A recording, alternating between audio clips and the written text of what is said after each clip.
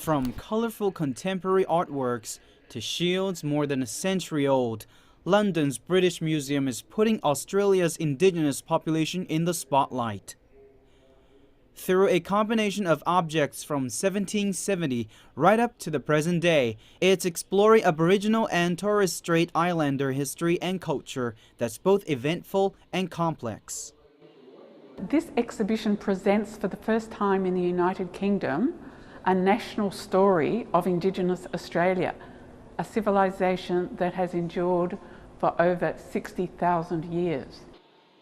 In April 1770, Captain James Cook and his men became the first Europeans to reach the east coast of Australia, making landfall at Botany Bay, which now forms part of Sydney's southern suburbs.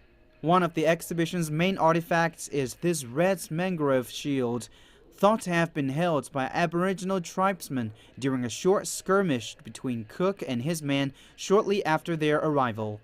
It's thought to have been dropped on the beach when the man was injured and later collected by the British. That shield has come to represent that foundational moment in Australian history that then led to the formation of the penal colony at Botany Bay in 1788, British colonisation and everything that's flowed from that time. But it doesn't end there. Through a combination of old and new, it explores the changing policies and attitudes towards the Indigenous population and campaigns for certain civil rights. As well as older artifacts, the curator claims that modern objects are just as significant. It's really important for visitors to the exhibition to understand that objects may be modern, but they're just as significant and full of beliefs as an object made many years ago.